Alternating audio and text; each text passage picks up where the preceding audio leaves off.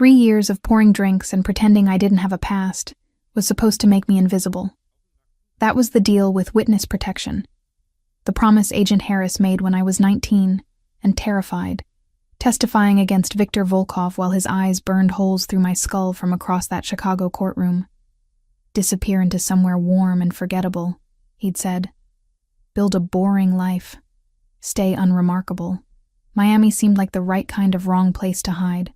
Tourist city, transient population, nobody asking questions about a bartender working night shifts at a place called the Velvet Lounge. The name was aspirational at best. Velvet implied luxury we absolutely did not possess. The upholstery was vinyl, the lighting was dim to hide water stains, and the clientele ranged from lonely businessmen to college students ordering craft cocktails they couldn't properly appreciate.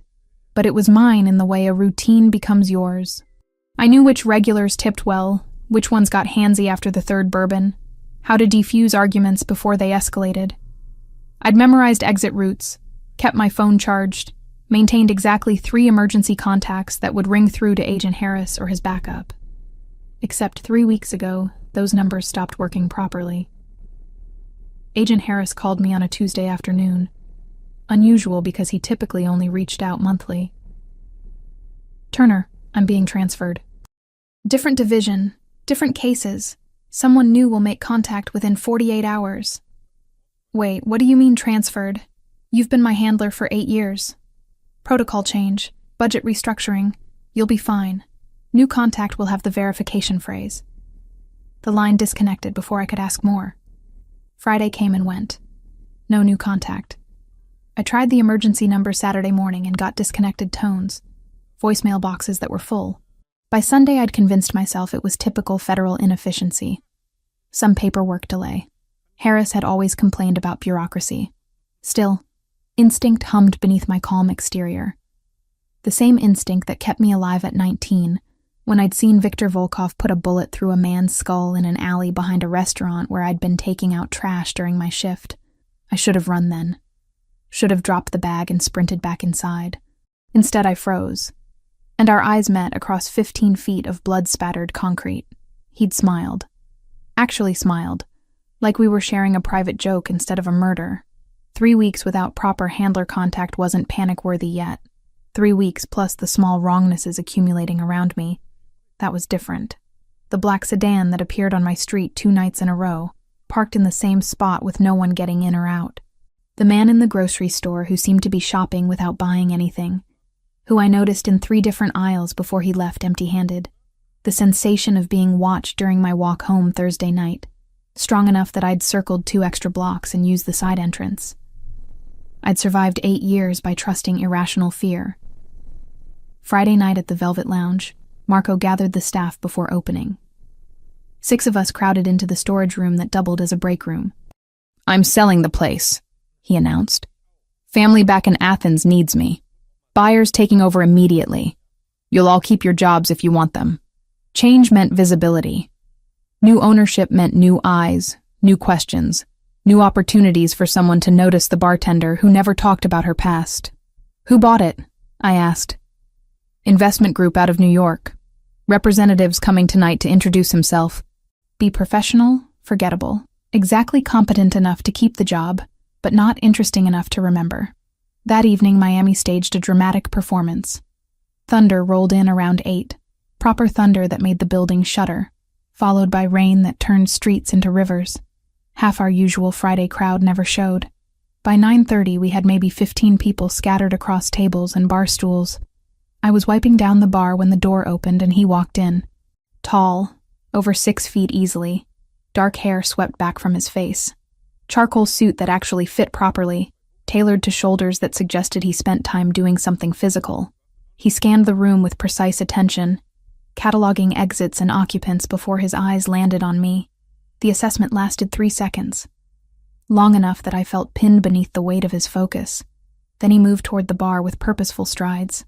"Whiskey," he said when he reached me, voice low, accent present but controlled. "Neat. Whatever you'd recommend." I reached for the Jameson decent middle shelf, poured 2 fingers into a rocks glass and set it in front of him. $8. He placed $100 on the bar without looking at it. "Keep it. That's excessive for one drink.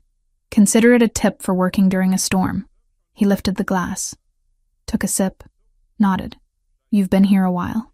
Warning bells, quiet but insistent. 3 years. You're the new owner? Representative of Gabriel Fioraldi. I handle acquisitions and operations. He extended his hand. I hesitated before shaking it, his grip firm and warm, lasting slightly longer than professionally necessary. Jessica, I offered, using the surname I'd carried for 8 years without bothering to add it. Jessica, he repeated, like testing the weight of the name. Marco says you're reliable, never miss shifts. I try to be. Do you enjoy it? Bartending? The question caught me sideways. People didn't usually ask if I enjoyed my job. It pays bills. I'm good at it. Sufficient. Interesting word choice. He finished the whiskey. I'll be observing operations for the next week. Don't mind me. He moved to a corner booth after that, laptop open but barely looking at it. I felt his gaze return to me periodically throughout the night. By midnight when we closed, I'd convinced myself I was being paranoid again. Except he came back Saturday. Same booth, same whiskey, same penetrating attention. And Sunday, Monday, Tuesday. By Wednesday, I'd started documenting details. Expensive watch, different one each night. No wedding ring. Small scar near his left ear. The way he held himself suggested training. He was unfailingly polite, tipped absurdly well, never made inappropriate comments. And he watched me like he was solving an equation only he could see. Thursday night, the storm returned with friends. We had maybe 10 customers by 8, 5 by 9. Marco had gone home early, trusting me to close alone. Gabriel arrived at 9:30, exactly on schedule, water running off his coat. He ordered his usual drink. I delivered it personally, conscious of the empty space around us. Slow night, he observed. People are smart enough to stay home. But not you. I work here. Different obligation. He studied me with that unnerving intensity, then gestured to the seat across from him. Sit for a moment. Every instinct screamed not to. But refusing seemed more suspicious than accepting. You're very careful, Gabriel said quietly. Always aware of exits, who's entering, who's paying attention. Defensive posture disguised as professional awareness. Ice flooded my veins. I work in a bar. Being aware is survival. True. But your awareness goes beyond professional. You're watching for something specific. He leaned forward slightly. Or someone. I don't know what you mean. I think you do. I think you've been hiding a very long time, Jessica. I think you're tired of running but don't know how to stop. I stood abruptly. I need to finish closing. Of course. He didn't try to stop me. The last customers left around 10:15. I locked the door, set the alarm, grabbed my bag, and headed for the back exit. The rain had lessened to persistent drizzle. Gabriel was waiting under the overhang, umbrella in hand. My entire body went rigid. He saw it, raised his free hand in a calming gesture. I'm not here to hurt you, but we need to talk, and it can't wait. I don't have anything to discuss with you. Viktor Volkov escaped from federal custody 4 weeks ago. The words hit like physical blows. He's already killed 2 witnesses from his trial. Your handler, Agent Harris, was murdered 3 weeks ago trying to protect the first target. The world tilted sideways. I grabbed the door frame for stability. That's not possible. Harris called me 3 weeks ago. He called you to warn you without tipping off whoever leaked witness locations. Then he died trying to save someone he couldn't reach in time. Gabriel took a careful step closer. I know who you are, Jessica Turner. I know what you witnessed 8 years ago. I know why you've been hiding. And I know Victor is coming for you. How? Because I've been tracking you for 8 months. Not to harm you. To understand the woman who testified against my half-brother's killer and disappeared into federal protection. His half-brother. Paolo, Victor's victim, the man whose blood I'd seen splattered across concrete. I need to leave. Now. Tonight. Running won't save you this time. Victor has resources, contacts, patience. He'll find you wherever you hide. Gabriel moved closer. But I can protect you. There's one way. One guarantee that even Victor's world respects. What? He reached into his jacket, pulled out a small velvet box, opened it to reveal a simple gold band. Marry me, Gabriel said. And everything I thought I understood about survival shattered into pieces I didn't know how to reassemble. The night Gabriel Fioraldi became the Velvet Lounge's new owner marked the beginning of something I couldn't name yet, but felt deep in my bones. The official changeover happened on a Saturday, 3 days after Marco's announcement, and the atmosphere in the bar shifted like the barometric pressure before a hurricane. I arrived for my shift at 7 to find the place already buzzing with a different energy. Marco was there, of course, looking simultaneously relieved and nostalgic as he showed Gabriel around the space he'd built over 20 years. Gabriel moved through the bar with the kind of confident ownership that suggested he'd done this before, his dark eyes taking in every detail with surgical precision.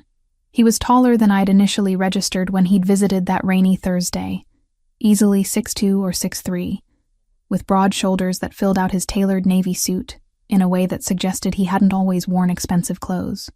There was something underneath the polish, something rougher and more dangerous that the designer fabric couldn't quite conceal. Jessica. Marco called me over, his Greek accent thicker than usual. Come meet Mr. Fioraldi officially. I approached cautiously, aware that every interaction with new management was a potential minefield. Gabriel extended his hand, and I shook it with what I hoped was professional detachment.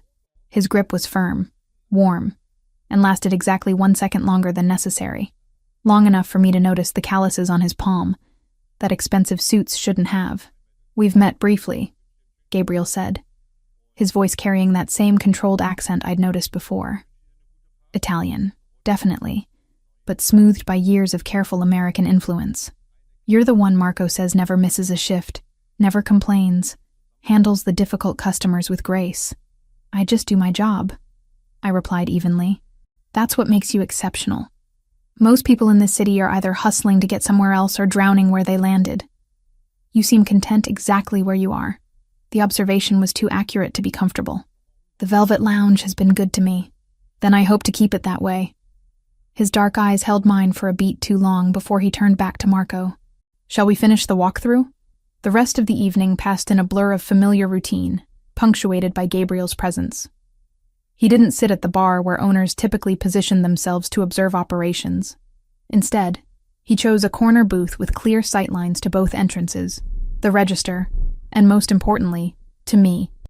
I felt his attention like a physical weight throughout my shift, cataloging my movements, my interactions, the practiced efficiency with which I mixed drinks and deflected unwanted advances.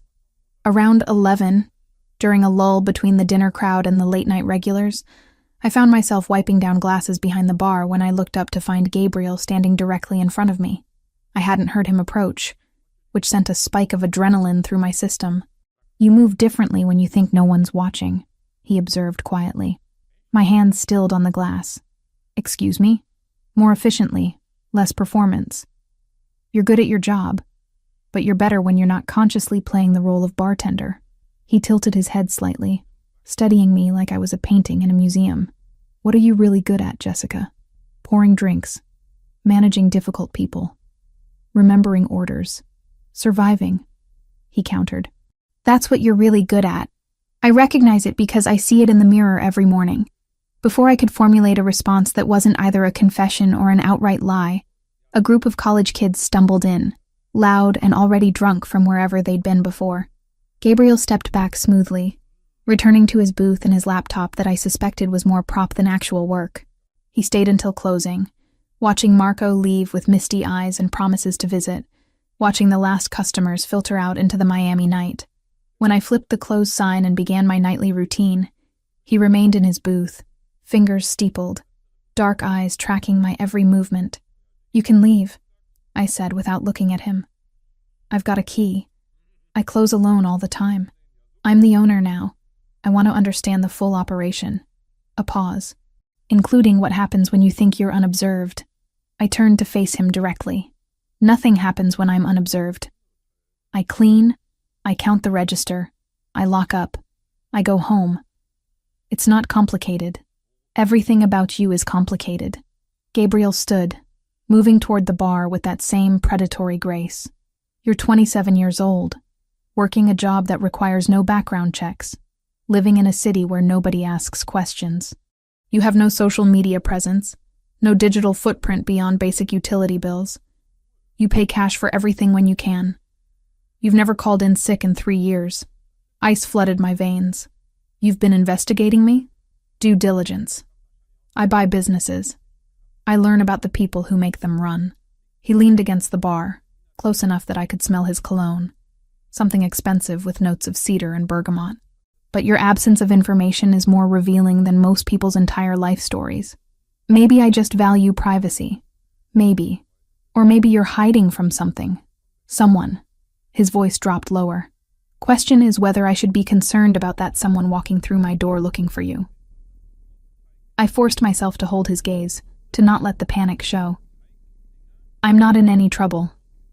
I just prefer to keep my personal life separate from work. Commendable. But here's the thing about people who've spent years hiding.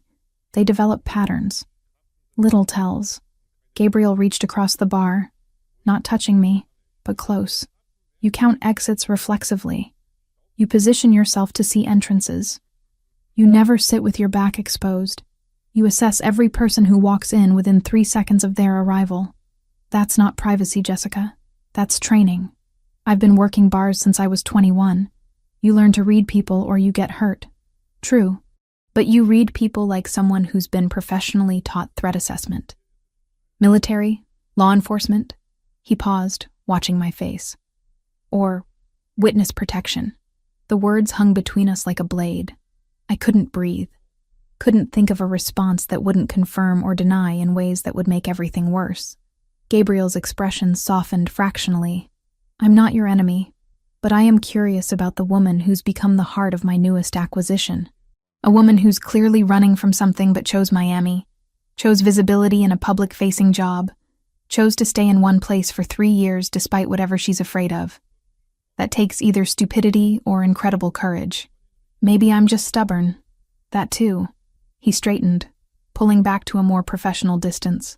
I'll be here most nights for the next couple weeks. Learning the rhythms, meeting regular customers, understanding what makes the Velvet Lounge work. That means you and I will be spending considerable time in proximity. I can handle it. I'm certain you can. You strike me as someone who can handle just about anything. Gabriel moved toward the door, retrieving his coat from the rack. But Jessica, if whatever you're running from shows up here, I need to know. Not because I'm concerned about my investment, though I am, because I prefer to know what threats might walk through my door. There's no threat. Then you have nothing to worry about. He paused at the door, looking back. Although I wonder why you're gripping that bottle like a weapon, if you're really as safe as you claim. I looked down to find my hand wrapped around a whiskey bottle, knuckles white. I set it down carefully, forcing my fingers to unclench. Lock up carefully, Gabriel said. Miami's not as safe as people pretend. Then he was gone, leaving me alone in the dim bar with my racing heart and the certain knowledge that Gabriel Fioraldi knew exactly what I was, even if he didn't know the specifics yet. Over the next 4 nights, Gabriel established a pattern. He arrived at 9:30 each evening, ordered a single whiskey neat, nursed it for hours while working on his laptop or making quiet phone calls in Italian. He tipped exactly 200%. He never got drunk. And he watched me with unwavering attention that made my skin prickle with awareness. On the second night, he struck up conversations with regulars, learning names and stories with the kind of genuine interest that made people trust him. By the third night, the old-timers were seeking him out, sharing gossip and neighborhood politics like he'd been there for years instead of days. On the 4th night, I made a mistake. It was subtle, the kind of thing most people wouldn't notice. A man came in around 10, mid-40s, nondescript features, ordering beer and watching the basketball game on the television above the bar. But something about his positioning was wrong.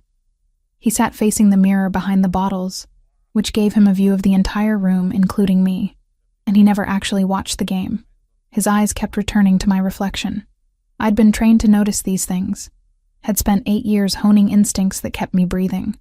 Without thinking, I shifted my position behind the bar to eliminate his sightline, put my back to the solid wall instead of the open space, and checked the exits. Gabriel saw all of it. His eyes tracked from me to the man to the exits and back. An understanding dawned across his features like sunrise. When the man left 20 minutes later, Gabriel waited exactly 3 minutes before approaching the bar. Who was he? His voice was quiet but urgent. Just a customer. You evaluated him in 2 seconds, marked him as a threat, and adjusted your defensive posture. That's not normal bartender awareness, Jessica. That's tactical training. I busied myself wiping down the already clean bar. You're reading too much into nothing. I've spent my entire adult life learning to read people. It's kept me alive in situations where mistakes are measured in body counts. Gabriel leaned in close enough that his voice was barely a murmur. Whatever you're hiding from, whoever you're afraid of, I can help. But I need to know what I'm dealing with. You can't help with this. Try me. I met his eyes finally. Saw something there beyond curiosity. Recognition, maybe. Or the kind of understanding that comes from personal experience with running and hiding and surviving. Why do you care? I asked. You bought a bar. I work here. That's the extent of our relationship. Because I know what it looks like when someone's living on borrowed time. I've been that person. Gabriel pulled back slightly, giving me space. And because the woman who's been making my investment successful deserves better than looking over her shoulder every night wondering if this is when her past catches up. Before I could respond, my phone buzzed in my pocket. I pulled it out reflexively and froze. Unknown number. Text message. One line that made my blood run cold. I haven't forgotten you, little witness. The phone slipped from my fingers. Gabriel caught it before it hit the floor, read the message, and his entire demeanor transformed from curious businessman to something far more dangerous. How long has this been happening? First time. My voice sounded distant even to my own ears. It's the first time he's made contact since Chicago. Chicago. Gabriel's jaw tightened. Who's looking for you in Chicago? Someone I testified against. Someone who should still be in prison. I grabbed the phone back, deleting the message with shaking fingers. I need to leave. Tonight. I need to disappear again. No. The word was absolute. Running is what he expects. Running makes you vulnerable, isolated, easy to pick off when he finally corners you. Gabriel moved around the bar, invading my space in a way that should have felt threatening but somehow didn't. I have resources, protection, ways to keep you safe that federal bureaucracy can't match. You don't understand what you're offering. Then explain it to me. All of it. Starting with why someone in Chicago wants you dead, and ending with why you thought tending bar in Miami was a sustainable strategy. The last customers filtered out. I locked the door, flipped the sign, and for the first time in 8 years, considered telling someone the complete truth about that night in the alley, about Viktor Volkov, about the 26 months I'd spent looking over my shoulder waiting for retribution that I'd convinced myself might never come. Gabriel pulled out a chair at the nearest table, gestured for me to sit, and waited with a patience that felt infinite. His name is Viktor Volkov, I began. And I'm the reason he went to prison for murder. Gabriel drove us to a 24-hour diner on the edge of downtown, the kind of place where the fluorescent lights buzzed too loud, and the coffee tasted like it had been sitting since the previous shift. At 2 a.m, we were the only customers besides a trucker hunched over pancakes, and a woman reading a paperback novel with such intensity, I wondered if she was actually absorbing any words. We slid into a corner booth. Red vinyl cracked in places where duct tape held the stuffing inside. The waitress, somewhere in her 60s with hair dyed an improbable shade of copper, brought coffee without asking, and menus she clearly didn't expect us to read. "Take your time, sugar," she said, though her tone suggested the opposite. Gabriel waited until she retreated behind the counter before speaking. "Start from the beginning. Don't leave anything out." I wrapped my hands around the coffee mug, letting the heat anchor me to something tangible, while I excavated memories I'd spent 8 years trying to bury. I was 19, working at an Italian restaurant in Chicago, one of those places where the food was decent and the tips were good if you smiled at the right tables. My parents had died my senior year of high school, car accident on black ice, and the insurance money was enough for community college, but not much else. So I worked nights, took classes during the day, thought I had everything figured out. Gabriel listened without interrupting, his dark eyes fixed on my face with an intensity that would have felt invasive from anyone else. August 17th. Wednesday night.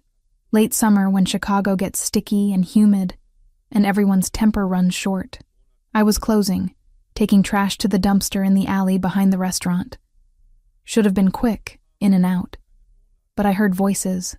Two men arguing in that quiet, controlled way that means real violence is about to happen. The memory crystallized with the kind of clarity trauma provides.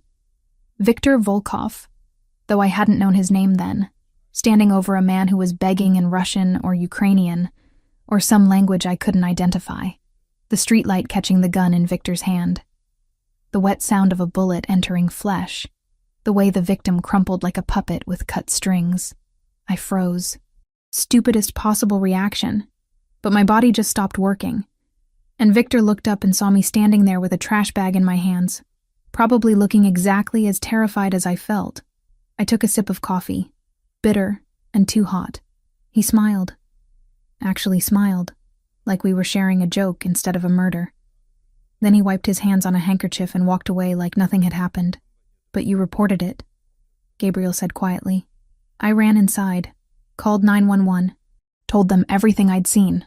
The police came, found the body, found shell casings, started an investigation, and 3 days later, FBI agents showed up at my apartment saying I was in danger, that Viktor Volkov was connected to organized crime networks across the eastern seaboard, that witnesses against him had a habit of disappearing or recanting their testimony. The waitress reappeared with a pot of coffee, refilling both our mugs without comment before vanishing again. They offered witness protection. New name, new city, new life in exchange for testifying. I was 19 and terrified and had no family left to worry about. So I said yes, spent the next 6 months in protective custody, memorizing details, preparing for trial, learning how to be someone named Jessica Turner instead of whatever I'd been before. Gabriel's expression shifted almost imperceptibly. What was your real name? Does it matter? That person died when I watched Viktor put a bullet in a man's skull. Jessica Turner is who survived. I traced the rim of the coffee mug with one finger. The trial lasted 3 weeks.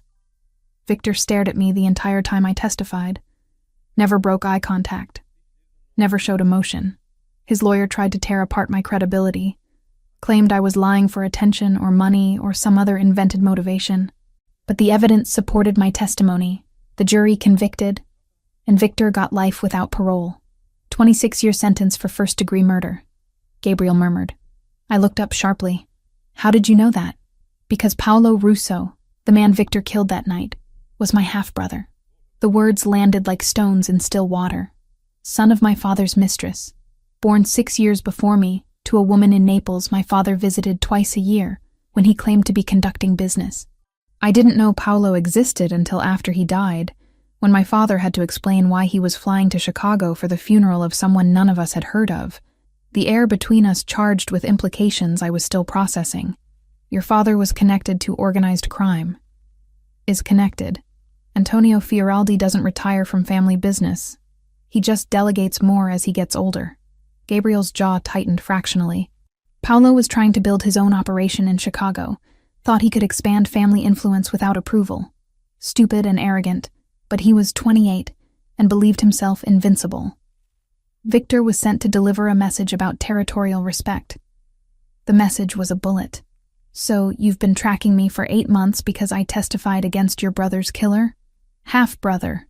And not quite. Gabriel pulled out his phone, swiped to a folder, and turned the screen to face me. Photographs filled the display. Grainy surveillance photos of a man who looked like Viktor, but with shaggier hair and a beard that obscured half his face. Newspaper articles with headlines about prison escapes. Crime scene photos I wish I hadn't seen. Viktor escaped from maximum security 4 weeks ago. Killed 2 guards during the breakout, both shot execution style. Gabriel swiped to the next image. 36 hours later, Marcus Thompson was found in his apartment in Cleveland. Throat cut, apartment ransacked. Marcus testified against Viktor as a forensic accountant who traced money laundering schemes. My hands started shaking. Gabriel reached across the table, steadied the coffee mug before I could spill it. 72 hours after that, Elena Rodriguez disappeared from her home in Philadelphia. She was a neighbor who witnessed Victor meeting with known associates before the murder. They found her body 3 days later in a warehouse outside the city. Another swipe, another crime scene I couldn't unsee. Tortured before she died. Victor wanted information about other witnesses. Agent Harris, I whispered. He called me 3 weeks ago saying he was being transferred. Agent Harris died 3.5 weeks ago. Single gunshot to the head in his car outside a coffee shop where he was meeting with the first witness. Victor made it look like a robbery, but the FBI knows better. Gabriel's voice was clinically calm, delivering devastating news with surgical precision. The agent who called you was likely someone inside the federal system who's been feeding Victor information about witness locations. Harris tried to warn you without compromising himself, and died for it. The diner felt too bright, too exposed. I looked around at the trucker, the woman with her book, the waitress wiping down counters, and wondered if any of them could be watching me, reporting back to Victor about the witness who'd survived this long. Why haven't you gone to the FBI yourself? I asked. If you've been tracking all this, you must have evidence. Because the FBI has a leak, possibly multiple leaks, and I don't know who to trust. Gabriel closed his phone, pocketed it. Because my family's business interests make federal agents uncomfortable, and approaching them about a fugitive hunting witnesses would invite scrutiny I can't afford. And because 8 months ago, when I started researching what happened to Paolo, I became curious about you. Curious. A 19-year-old girl with no connections to organized crime. No reason to risk her life testifying except that she saw something horrible and couldn't stay silent. That kind of courage is rare. He paused. I wanted to understand who you were. Started with public records, moved to hiring investigators to track Jessica Turner's movements, eventually found you here in Miami pouring drinks and pretending you didn't have a past. That's stalking. That's due diligence before making a business acquisition. Gabriel's mouth quirked in something that wasn't quite a smile. I'd already planned to buy the Velvet Lounge as an investment property. Discovering you worked there was convenient coincidence. Finding out Victor had escaped changed my timeline for making contact. The pieces were assembling into a picture I didn't want to see. You think Victor knows where I am. I think Victor is systematically eliminating everyone who testified against him, and you're the primary witness. The one whose testimony was most damaging, most detailed, most impossible to discredit. Gabriel leaned forward, voice dropping lower. He'll save you for last because you're the biggest threat. But he's coming. And when he gets here, federal protection won't be sufficient. So what are you offering? Private security? A safe house? Something Victor's world understands and respects universally. Gabriel reached into his jacket, pulled out a small velvet box, and set it on the table between us. Marriage. To someone with family connections strong enough that killing you would start a war nobody can afford. I stared at the box like it might contain a live grenade. That's insane. That's survival. In my father's world, in the networks that overlap with Victor's operations, marriage creates alliances that are sacred, untouchable.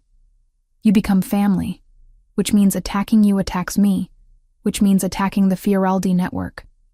Victor is dangerous, but he's not suicidal. We don't know each other. We've had exactly one real conversation. You can't seriously expect me to marry you. I expect you to consider the alternative. Gabriel opened the box, revealing a simple gold band that caught the diner's harsh lights. Keep running until Victor corners you in some city where you have no resources and no backup. Or stay here under protection that comes with legal weight and social consequences for anyone who harms you. This is medieval. Using marriage as a protection racket. Welcome to the world that killed my half-brother and has been hunting you for 8 years. Gabriel's expression was completely serious. I'm not asking you to love me. I'm not asking for anything beyond the legal contract and public appearance of marriage. You stay in my apartment. You get 24/7 security. You continue working at the lounge if you want or find different employment if you prefer. We maintain separate lives with one crucial difference. The ring on your finger that tells Victor killing you means starting a war with people who have longer reach and deeper pockets than he does. The waitress reappeared, asking if we wanted food. Gabriel ordered eggs and toast neither of us would eat. I asked for pancakes I had no appetite for. She left again, and the silence stretched between us. Why would you do this? I finally asked. Risk your family's reputation, your business interests, your entire life for someone you've been stalking for 8 months? Because Paulo was my brother, and the woman who made sure his killer went to prison deserves to live long enough to build an actual life. Gabriel closed the box, pushed it across the table toward me, and because I've spent my entire adult life watching people get consumed by the world my father built. If I can keep one person from becoming another casualty, maybe that matters. I picked up the box, felt the weight of it in my palm. Inside was a future I'd never imagined, with a man I barely knew, protected by the very world I'd been running from.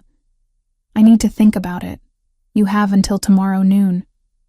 After that, I'm moving you to a secure location with or without your cooperation, because Victor sent that text message for a reason. He wants you scared and running, which means he's close enough to track your movements. Gabriel pulled out his wallet, left cash on the table for food we wouldn't finish. I'll drive you home. You'll pack essentials. Tomorrow morning you'll either call me accepting my offer, or I'll have security pick you up anyway. That's not really giving me a choice. No, he agreed. It's not. Because I've seen the crime scene photos of what Victor does to witnesses he catches, and I'm not interested in seeing you become the next set of images in an FBI file. We left the diner as the sun started bleeding orange across Miami's skyline. Gabriel drove me back to my apartment building, a converted warehouse with questionable plumbing and neighbors who mostly minded their own business. He walked me to my door despite my protests, checked inside with professional efficiency that suggested he'd done this before. Lock everything. Don't answer the door for anyone. I'll have someone watching the building until morning. He handed me a business card with a phone number written on the back. My personal line. If anything happens, anything at all, you call immediately. Okay. He turned to leave, then paused in the doorway. Jessica, I know this is insane. I know I'm asking you to trust a stranger with your life, but I've never let anyone under my protection get hurt, and I don't plan to start now. Then he was gone, and I was alone in my apartment with a velvet box containing a marriage proposal from a Mafia boss who'd been tracking me for months because I'd witnessed his half-brother's murder. I set the box on my kitchen counter and stared at it until sunrise painted my walls gold and pink, wondering if survival was worth the price Gabriel was asking me to pay. I didn't sleep. Couldn't. Instead, I sat on my couch with every light in the apartment blazing, the velvet box open on the coffee table, and my laptop searching for information about Viktor Volkov that the FBI had probably classified or scrubbed from public access. What I found was worse than I'd imagined. Viktor wasn't just connected to organized crime.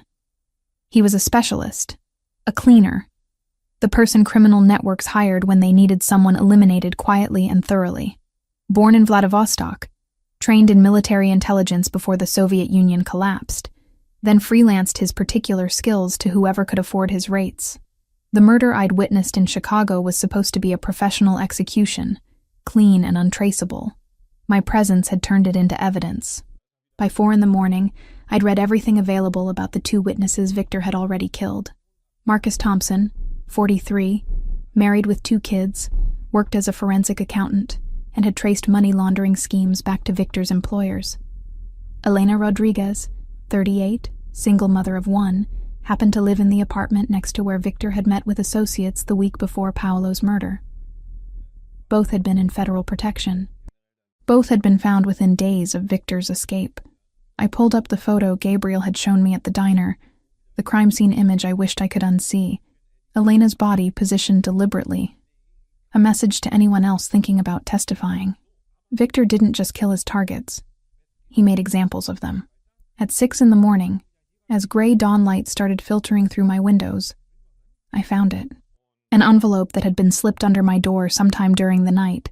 Standard white paper with no markings. Inside was a single photograph, aged and creased like it had been carried in someone's pocket for years. It was me, 19 years old, coming out of the courthouse after testifying. Federal agents flanking me on both sides. Someone had drawn a red X over my face in marker, the kind of deliberate defacement that communicated clear intent. My hands shook holding the photograph. Victor had been here. Not just in Miami, not just in my neighborhood, but at my actual door, while I'd been sitting 3 feet away researching his methodology. He could have killed me then. Could have kicked in the flimsy door and finished what he'd started 8 years ago. But he hadn't. Because Victor didn't just want me dead, he wanted me terrified first. I grabbed my phone, dialed the number Gabriel had written on his business card. He answered on the second ring, voice alert despite the early hour. Jessica. He was here. At my apartment. Last night while you and I were talking, he left something under my door. The words tumbled out too fast. A photograph from Chicago with my face marked out. He knows exactly where I live, Gabriel. He's been watching me. Get out, now. Don't pack, don't hesitate. Just leave the apartment immediately and walk to the corner of 5th and Washington. I'll have someone there in 3 minutes. I need my things. I can't just leave everything. Your things are replaceable. You're not. His voice carried absolute authority. 3 minutes, Jessica. Move. I grabbed my purse, my phone, the photograph because evidence mattered, and ran. Took the stairs instead of the elevator, burst out the side exit into humid Miami dawn, and sprinted the 2 blocks to 5th and Washington without looking back. A black SUV with tinted windows pulled up exactly as I reached the corner. The passenger door opened from inside. Get in, a voice said. Male, gravelly, carrying the weight of someone accustomed to being obeyed. I hesitated for half a second before climbing into the vehicle. The man in the driver's seat was maybe 50, built like a boxer who'd stayed in shape, with a scar bisecting his left eyebrow, and eyes that catalogued me efficiently. Vincent, he said by way of introduction. Mr. Fioraldi's head of security. We're taking you somewhere safe until he can meet us. Where? Hotel in Coral Gables. Private suite, registered under a business account that has no connection to your name. You'll stay there until Mr. Fioraldi makes arrangements.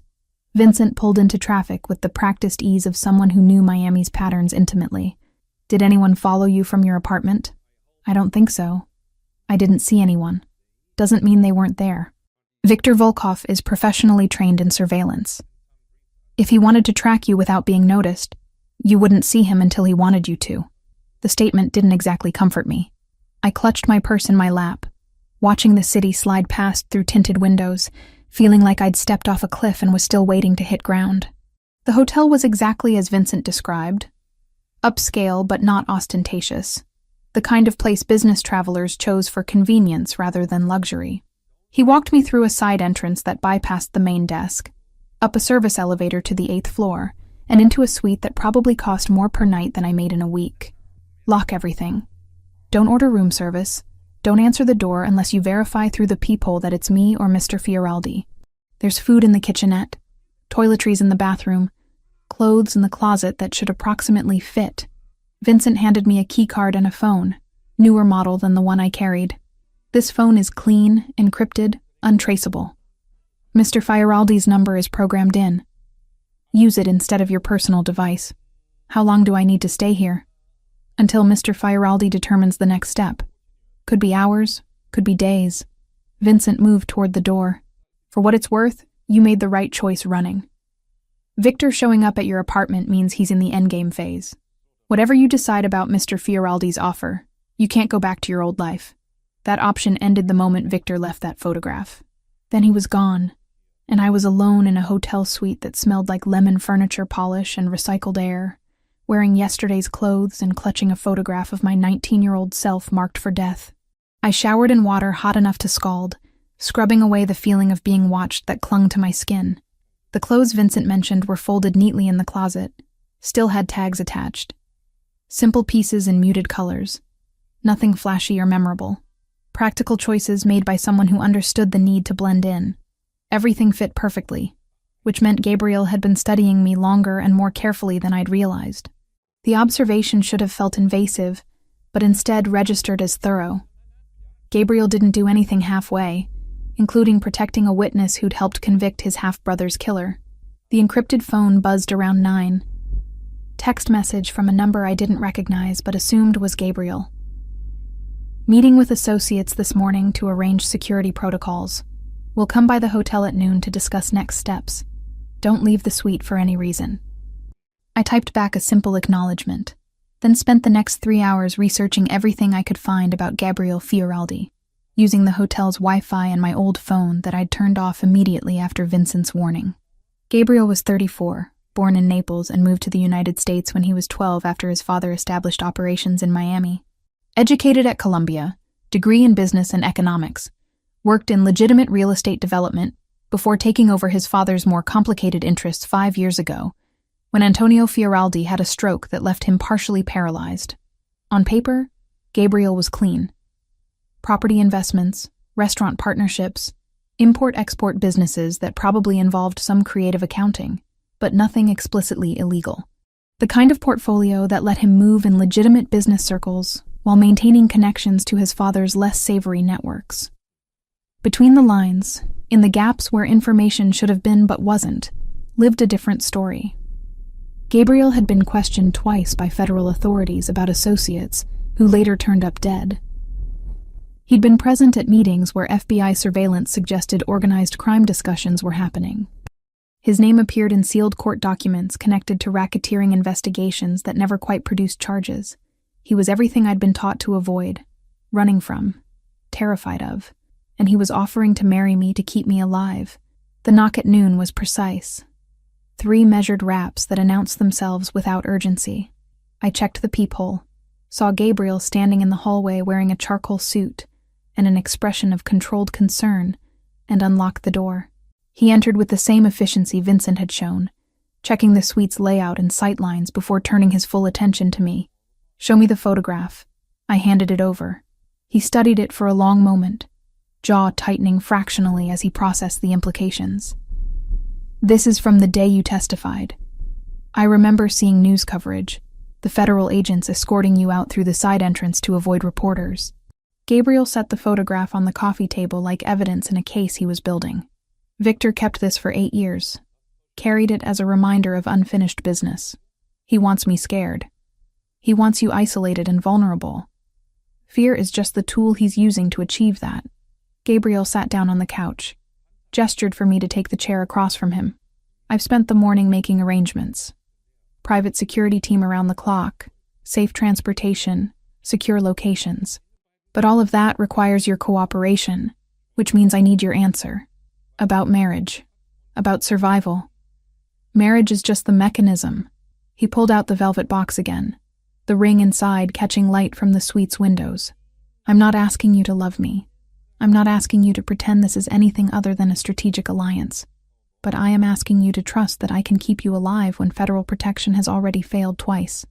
I stared at the ring, at the simple gold band that represented a future I'd never imagined. "What happens after? If you catch Victor, if the threat ends, what happens to this strategic alliance? We negotiate new terms. Annulment if you want. Continued arrangement if it serves both our interests. Actual relationship if something develops organically. But that's a conversation for when you're not actively being hunted." Gabriel's voice was measured, laying out facts without embellishment. "Right now, you have 2 choices. Accept my protection and the marriage that comes with it, or I put you on a plane to somewhere even I can't easily track and you spend the rest of your life running from shadows. Those aren't really choices." "No," he agreed. "They're not. But they're what's available given current circumstances." I thought about Agent Harris, who'd tried to protect me and died for the effort. About Marcus Thompson and Elena Rodriguez, who'd trusted federal systems and paid with their lives. About 8 years of looking over my shoulder, changing my name, pretending I didn't have a past that wanted me dead. If I say yes, this happens immediately. No waiting period, no time to process. We have a courthouse appointment at 2 o'clock this afternoon. Private ceremony, judge I trust. Minimal witnesses. You'll sign the marriage license as Jessica Turner, which makes it legally binding under your protected identity. The ring goes on your finger, and by 3 o'clock you're under protection that extends beyond federal bureaucracy. And I move in with you. Into my apartment, yes. Separate bedroom, separate space, whatever boundaries you need to feel secure. But we maintain the appearance of a legitimate marriage, which means being seen together in public occasionally, attending events as a couple, presenting unified front to anyone checking whether this is real. I picked up the photograph Victor had left, studied my 19-year-old face marked for death. That girl had been brave enough to testify despite knowing the consequences. She deserved better than dying in a hotel room waiting for a killer who'd spent 8 years planning revenge. "Okay," I said. I'll marry you. Gabriel's expression didn't change, but something in his posture relaxed fractionally. He stood, extended his hand formally like we were sealing a business deal, rather than binding our lives together. You won't regret this decision. I already regret it, but it's still the right choice. Fair enough. He checked his watch. Expensive piece I didn't recognize the brand of. Vincent will bring appropriate clothing for the ceremony. Nothing elaborate, just professional attire that photographs well if anyone decides to check public records. We'll leave here at 1:30, take separate cars to avoid obvious connection, and meet at the courthouse side entrance. This all feels surreal. That's shock processing trauma. It'll fade once immediate danger passes and you adjust to new circumstances. Gabriel moved toward the door, paused with his hand on the handle. Jessica, I know you don't trust me yet. I know this entire situation violates every instinct you've developed about staying invisible and avoiding connections. But I'm good at protecting what's mine, and as of 2 o'clock this afternoon, you'll be legally mine to protect. The possessive phrasing should have triggered alarm bells. Instead, it registered as comforting in a way I didn't want to examine too closely. Vincent arrived at 1 with clothing as promised. Navy dress in a professional cut that hit just below the knee, low heels I could actually walk in, minimal jewelry that looked expensive without being flashy. Everything fit perfectly because of course it did. Gabriel's attention to detail extended to knowing my exact measurements without ever asking. The drive to the courthouse was silent. Vincent navigating downtown traffic with professional efficiency. Gabriel was already waiting when we arrived, standing in the shadow of a side entrance with a man I assumed was his lawyer, based on the expensive suit and leather briefcase. This is Marco, Gabriel said by way of introduction. He'll serve as witness along with Vincent. The ceremony will take approximately 7 minutes. Then we'll handle paperwork and you'll leave with me. 7 minutes to change my entire life. Seemed both too fast and not fast enough. The judge was a woman in her 60s, who looked like she'd performed this particular ritual more times than she could count. She read through the legal requirements in a monotone that suggested deep boredom, asked if we understood the commitment we were making, and didn't seem particularly interested in our answers. Do you, Gabriele Luciano Fioraldi, take this woman to be your lawfully wedded wife? I do. No hesitation, no uncertainty. And do you, Jessica Marie Turner, take this man to be your lawfully wedded husband?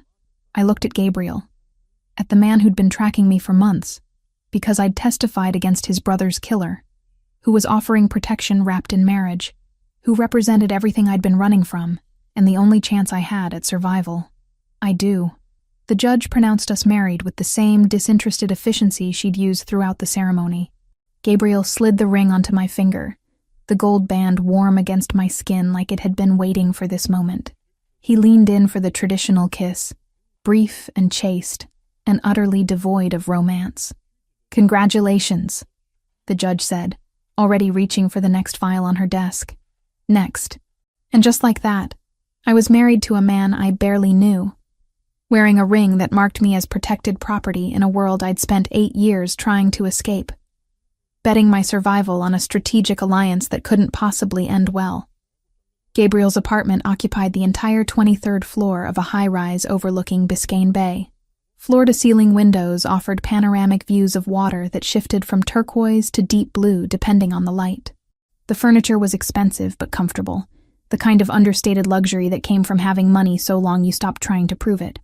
Your room is down this hall, Gabriel said, leading me past his office and what appeared to be a home gym. Private bathroom, walk-in closet, everything you should need. Vincent had your belongings moved from your apartment this morning. I took the liberty of having him collect everything rather than making you go back. The bedroom was larger than my entire previous apartment. King-sized bed with gray linens, seating area by the window, original artwork on the walls. And in the corner, incongruous but somehow perfect, my grandmother's quilt folded across a chair, my small collection of books arranged on a shelf, my few personal items carefully placed like they'd always belonged here. I asked Vincent to include anything that seemed personally significant, Gabriel said from the doorway. If he missed something, let me know and I'll have it retrieved. This is fine. More than fine. I touched the quilt, felt tears threatening and forced them back. Thank you for bringing my things. You're my wife now. Your comfort matters. He checked his watch again. I have a meeting this evening that can't be postponed. There's food in the kitchen, my office is off limits, but the rest of the apartment is yours to explore. If you need anything, my direct number is programmed into the secure phone. What do I do now? Whatever you want, within reason. Read, watch television, sleep if you can. Adjust to being safe for the first time in 8 years. Gabriel's expression softened almost imperceptibly. You've survived a long time by running, Jessica. You can stop now. That's what this marriage guarantees. He left me alone in my new bedroom, in my new life, wearing a wedding ring I hadn't asked for but desperately needed. I sat on the edge of the bed, feeling the expensive mattress compress beneath me, and tried to convince myself that marrying a Mafia boss to escape an assassin was a reasonable survival strategy. Through the windows, Miami spread out in golden afternoon light, beautiful and dangerous and utterly indifferent to the choices we made to stay alive. I wondered how long it would take before this started feeling normal, or if Gabriel's protection would just be another kind of cage with better furniture and more complicated locks. The ring caught light, glinting with deceptive simplicity. I was married to Gabriel Fioraldi, for better or worse, in danger and in safety, until Victor was caught or I was dead. I hoped it would be the former. 3 weeks of living with Gabriel established rhythms I hadn't anticipated. He left for work before 7 most mornings, returning anywhere between 9 at night and 2 in the morning, depending on what he vaguely described as business obligations. I didn't ask for details. Plausible deniability felt safer than confirmed knowledge about whatever kept him occupied. The apartment became familiar in increments. I learned which floorboards creaked, where the sun hit hardest during afternoon hours, the precise angle needed to coax the espresso machine into cooperation. Gabriel had shown me the basics that first morning, patient as I fumbled with knobs and pressurized steam, and now I could produce something approaching decent coffee without scalding myself. He'd arranged freelance design work through contacts he claimed were legitimate, though I suspected at least some operated in gray areas where business and family interest blurred. The projects were simple enough: logo designs for restaurants, branding packages for import companies, website layouts for businesses that might or might not be fronts for money laundering. I didn't examine too closely. The work paid well, kept my skills sharp, and filled hours that would otherwise stretch empty and anxious. Mornings developed a pattern. I'd wake around 6:30 to find Gabriel already dressed, usually in the kitchen with his tablet and first cup of espresso, dark hair still damp from his shower. He'd nod acknowledgement without speaking, comfortable with silence in a way that took me days to adjust to. Most people felt compelled to fill quiet spaces with conversation. Gabriel seemed to prefer the absence of unnecessary words. By the second week, I'd started making coffee for both of us. Small gesture, barely worth mentioning, but Gabriel noticed. I'd catch him studying me when he thought I wasn't looking, expression calculating like he was solving an equation that kept producing unexpected variables. "You take yours with cream," he observed one morning. "2 sugars. But you didn't the first few days." I was being polite. Didn't want to seem demanding. "This is your home now. Be demanding." He returned to his tablet, scrolling through what looked like financial reports. "I prefer people who state their actual preferences rather than performing politeness." I filed that information away with the other details I was accumulating about Gabriel Fioraldi. He valued directness, disliked pretense, kept his actual thoughts locked behind careful control that slipped occasionally when he thought himself unobserved, like when he spoke to his mother on Sunday mornings, his voice softening into Italian that flowed too quickly for me to follow, even with the limited phrases I'd been teaching myself through language apps. The security protocols were extensive but subtle. Vincent or another member of Gabriel's team accompanied me anywhere outside the building, which meant I rarely left. Grocery deliveries were screened in the lobby. The windows were bulletproof, something Gabriel mentioned casually while showing me how to operate the automated shades. Cameras covered every angle of the hallway outside our door, feeds monitored by people I never met, but whose presence I felt constantly. "Am I actually safe, or just in a prettier cage?" I asked one evening after Gabriel returned from a particularly late meeting. He'd loosened his tie, shed his jacket, looked tired in a way that made him seem more human and less like the controlled businessman he presented to the world. "You're safe. The cage description isn't entirely inaccurate, but it's temporary. Once Victor is neutralized, security can relax. How long will that take? However long it takes. Weeks, months, possibly longer. Victor is professionally cautious. He won't move against you until he's certain of success, which means we wait him out while building defenses he can't penetrate. Gabriel poured himself whiskey from the bar cart, didn't offer me any. Is the confinement becoming intolerable? It's better than being dead. Low bar for measuring satisfaction, but accurate. He took a sip, studying me over the rim of his glass. You're handling this better than most would. 3 weeks of sudden marriage to a stranger, complete life upheaval, constant security presence. Yet you've adapted with minimal complaint. Complaining wouldn't change circumstances. Seems like wasted energy. Practical. I appreciate that. Gabriel set down his glass, moved to the windows overlooking the bay. Moonlight painted the water silver and black, boats moving like distant stars across the darkness. Tell me something true, Jessica. Something about who you were before Chicago, before witness protection erased your history. The request caught me sideways. We'd maintained careful distance during these weeks. Polite roommates playing house for security cameras, and the handful of staff members who occasionally entered the apartment. Personal revelations weren't part of the arrangement. Why do you want to know? Because I married you, and I barely know you beyond the facts in your federal file. Seems like information worth acquiring. He turned to face me, expression genuinely curious beneath the usual control. What did 19-year-old you dream about accomplishing before everything went to hell? I considered deflecting, then remembered his earlier comment about preferring directness. Architecture. Not graphic design. That was just the cover story I developed for job applications that didn't require portfolio reviews. I wanted to design spaces that changed how people experienced the world. Buildings with light and purpose and consideration for human psychology. Why didn't you pursue it after the trial? Because witness protection doesn't facilitate college enrollment under false identities, and architecture programs require references I couldn't provide without exposing my location. The bitterness surprised me. I'd thought I'd processed that particular loss years ago. I was 19 with half a degree and no legal way to finish, so I learned bartending and graphic design and how to be forgettable. Gabriel was quiet for a long moment, something working behind his dark eyes. If this situation resolves successfully, if Victor is captured and you're genuinely safe again, what would you want? That's hypothetical. Humor me. I traced the rim of my water glass, considering possibilities I'd stopped letting myself imagine. Go back to school maybe. Finish the degree I started. Design something real instead of logos for businesses that might be fronts for criminal enterprises. That's achievable. When Victor is no longer a threat, if you want to pursue architecture, I can arrange enrollment.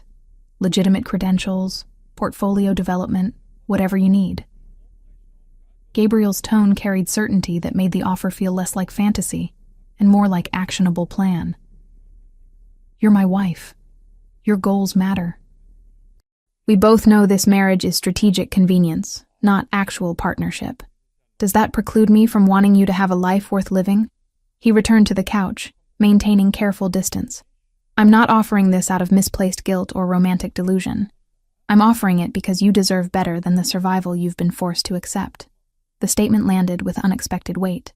Most people in Gabriel's position would have been content with my compliance, with maintaining the arrangement without examining whether I was actually okay beyond baseline physical safety.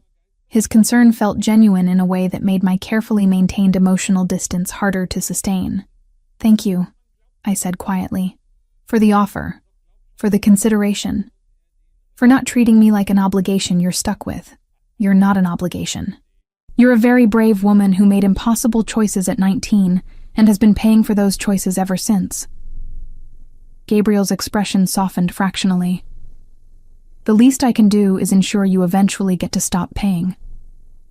That conversation marked another shift between us. The polite distance remained, but underneath grew something that felt almost like friendship. Gabriel started explaining his business interests when I asked, walking me through legitimate real estate developments and import operations with patience that suggested he actually enjoyed having someone to discuss strategy with. I cooked dinner occasionally using his absurdly well-equipped kitchen, and he'd close his eyes savoring flavors like each meal was a revelation instead of simple pasta dishes I'd learned from YouTube videos. 3 weeks in, routine fractured when I woke at 3 a.m. to the sound of Gabriel's voice raised in the kind of controlled fury that was somehow more frightening than outright shouting. I grabbed a robe and crept down the hallway toward his office, door slightly ajar, light spilling across hardwood floors. He was on the phone, speaking rapid Italian punctuated by words I recognized only as profanity. Pacing behind his desk, tie gone, sleeves rolled up, looking more dangerous than I'd seen him. When he caught sight of me in the doorway, his expression shifted immediately to concern. "I'll call you back," he said in English, disconnecting without waiting for response. "Did I wake you? What happened?" "Nothing you need to worry about. Business complication that required immediate attention." But his jaw remained tight, hands clenched at his sides. "Gabriel, I live here now. I'm not oblivious to when something's seriously wrong." I stepped into the office, despite every self-preservation instinct suggesting I maintain distance. "Does this have something to do with Victor?" He studied me for a long moment, clearly calculating how much to reveal. "Yes. One of my contacts reported activity suggesting Victor is in Miami. No confirmed sighting yet, but enough indicators that I'm increasing security protocols starting tomorrow. ICE flooded my system. He's here. In the city. Possibly. Could be deliberate misinformation meant to flush you out, or make you panic. Victor understands psychological warfare." Gabriel moved around the desk, close enough that I could see exhaustion behind the anger. "Either way, I'm not taking chances. Vincent will coordinate additional security. You'll have constant escort even within the building, and I'm suspending any outside activities until we verify the threat. So back to complete lockdown. Back to maximum caution. I know it's frustrating, but your safety outweighs convenience." He paused, then added more softly, "I won't let him get to you, Jessica. That's not an empty promise. I've never lost someone under my protection, and I don't intend to start with my wife." The possessive phrasing should have triggered alarm. Instead, it settled warm and unexpectedly comforting in my chest. Gabriel meant what he said. Whatever his motivations, whatever complicated family obligations drove his choices, he was genuinely committed to keeping me alive. "I'm scared," I admitted. "Not of being locked down, but of how much I'm starting to trust you. 8 years of training myself not to rely on anyone, and 3 weeks with you is undermining every survival instinct I developed. Trust is a risk, but so is complete isolation." Gabriel reached out slowly, giving me time to retreat, and touched my shoulder with careful restraint. "You don't have to trust me completely. Just enough to let me do my job protecting you. What if that's not sustainable? What if I start relying on you and then this arrangement ends, and I've forgotten how to survive alone? Then we'll address that when circumstances change. But right now, in this moment, you're not alone. That matters more than hypothetical future complications." His hand dropped away, professional distance reasserting. "Go back to bed. Try to sleep. I'll be monitoring the situation, but there's nothing productive you can do at 3 a.m. besides rest." I returned to my room but didn't sleep. Instead, I lay in expensive sheets, watching Miami's lights through bulletproof windows, and wondering when survival had started feeling like something more complicated than just staying alive. Gabriel was dangerous, connected to networks that had terrified me for 8 years.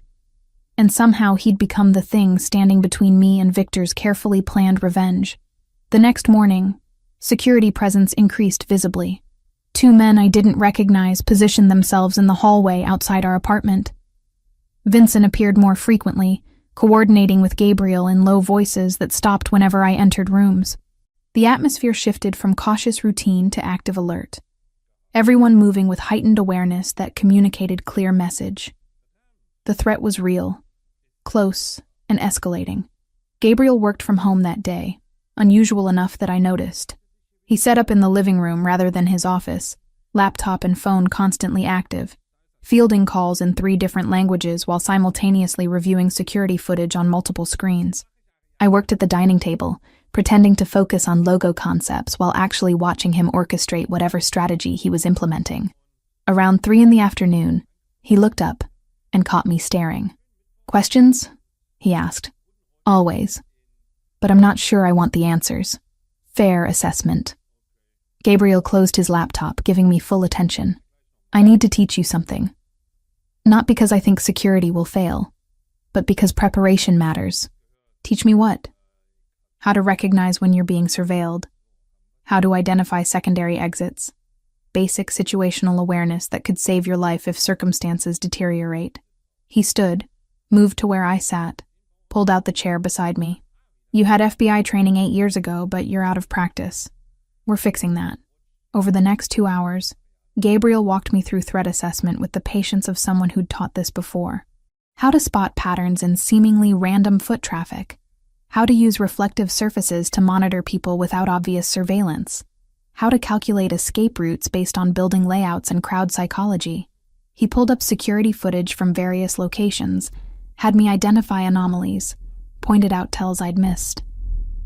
You're thinking too specifically, he said when I struggled with one scenario. Victor won't look like a threat. He'll look like someone who belongs exactly where he is. You're not searching for obvious danger, you're searching for things that don't quite fit the environment. That's almost impossible to detect. It's very difficult to detect, which is why we practice until it becomes instinctive. Gabriel pulled up another image. Try again. Same coffee shop, different angle. Tell me what doesn't fit. I studied the photograph carefully, looking past the obvious customers to examine positioning, sightlines, body language. Then I saw it. A woman seated facing the wrong direction for optimal table usage, positioned to watch the entrance rather than engage with her companion. Her, I said, pointing. She's oriented for observation, not conversation. Correct. Small detail. But in aggregate, these details create patterns. Gabriel's expression held something that might have been approval. You're better at this than you think. The skills are still there, just buried under 8 years of trying to be invisible instead of actively aware. Why does it matter if I can identify surveillance? I'm trapped in this apartment anyway, because I need you functional if something goes wrong. Need you able to make smart choices under pressure rather than freezing when threat appears. His voice was serious, darker than usual. I don't anticipate security failing, but Victor is professionally trained and patient. If he does find an opening, you need to be ready. The unspoken implication hung between us. Gabriel was preparing me for the possibility of his protection failing, for circumstances where I'd need to survive alone. That night, I dreamed about Chicago, about the alley, the gunshot, Victor's smile. But this time when I woke gasping, Gabriel was there, not touching me, just sitting on the edge of my bed in sleep pants and a t-shirt. Solid presence in the darkness. You screamed, he said quietly. I heard it from my room. Sorry, nightmare. I'm fine. You're not fine, but you're safe. Those aren't the same thing. He didn't move, didn't crowd my space, just remained present until my breathing steadied. Want to talk about it? Not really. Talking won't change what I saw, or make Victor less terrifying. No, but it might make carrying it alone less exhausting. Gabriel's voice was careful, offering without demanding. I've got my own nightmares, Jessica. Different circumstances, same basic horror. Sometimes sharing the weight makes it slightly more bearable. So I told him.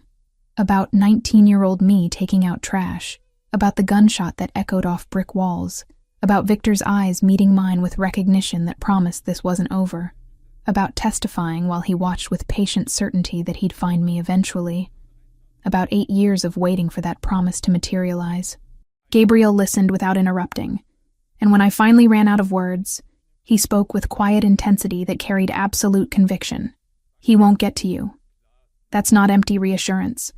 I've been preparing defenses since before I contacted you, building security layers Victor can't easily penetrate. You're not alone in this anymore. I'm starting to believe that, which terrifies me almost as much as Victor does. Trusting people is terrifying, but so is dying alone because you wouldn't accept help. Gabriel stood, moved toward the door. Try to sleep. I'll be down the hall if you need anything. Gabriel, I said before he could leave. Thank you. For coming when I screamed. For listening. For giving a damn whether I'm okay beyond baseline survival.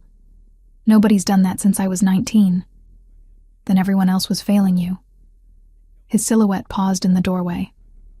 Get some rest. Tomorrow I'm teaching you emergency protocols, and you'll need to be sharp. He left me alone in the darkness, and for the first time in 3 weeks, the isolation felt less like imprisonment and more like shelter. Gabriel was dangerous, morally complicated, connected to violence I'd spent years avoiding. But he was also genuinely trying to keep me alive, and that mattered more than all the reasons I should maintain careful distance. I wondered when protection had started feeling like partnership, when survival had started feeling like something worth pursuing beyond just avoiding death.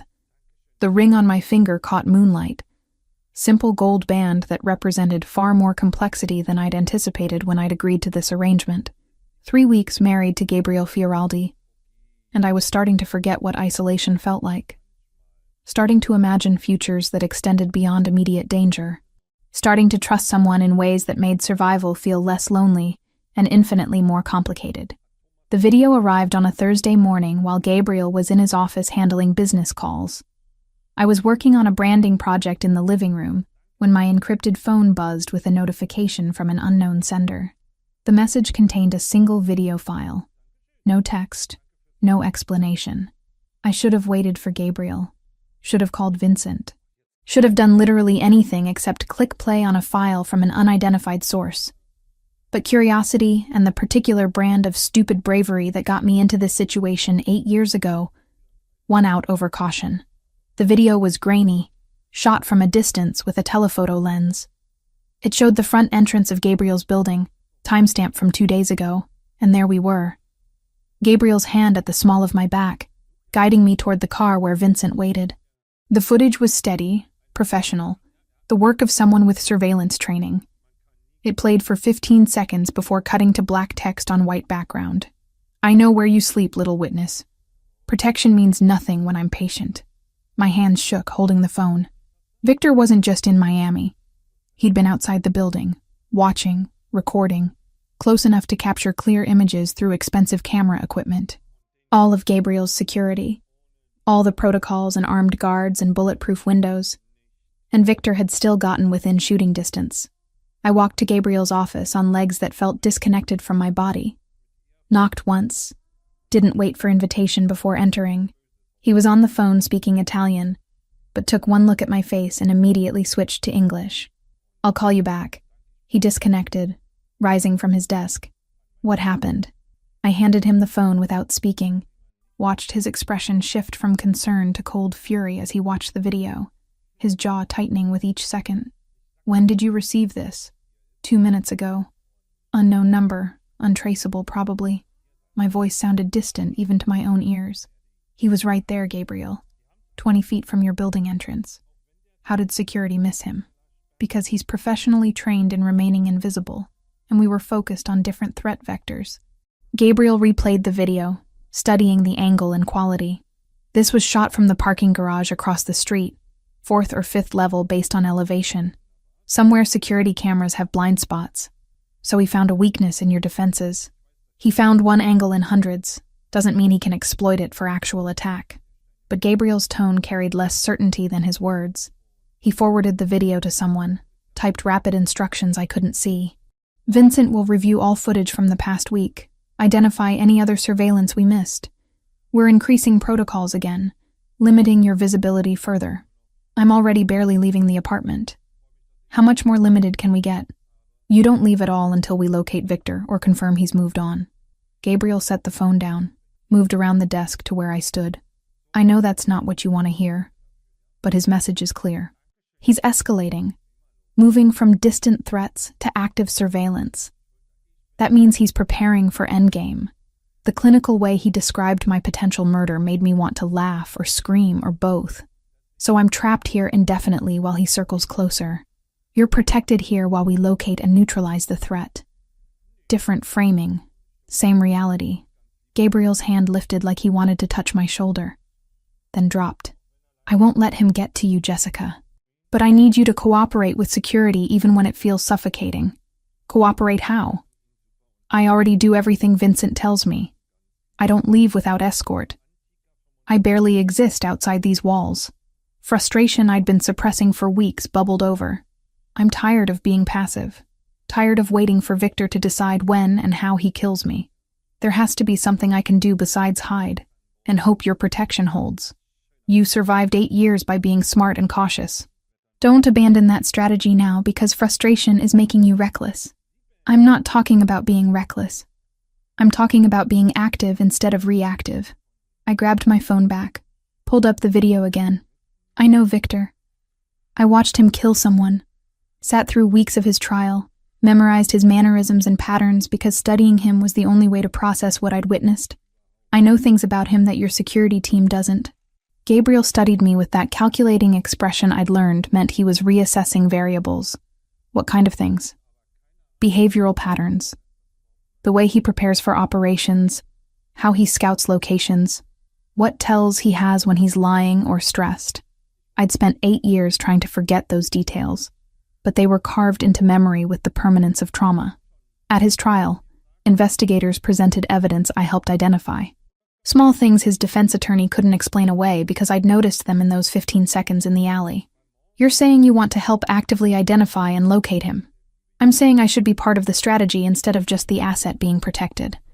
I've been studying predators for 8 years, learning to recognize threats before they materialize.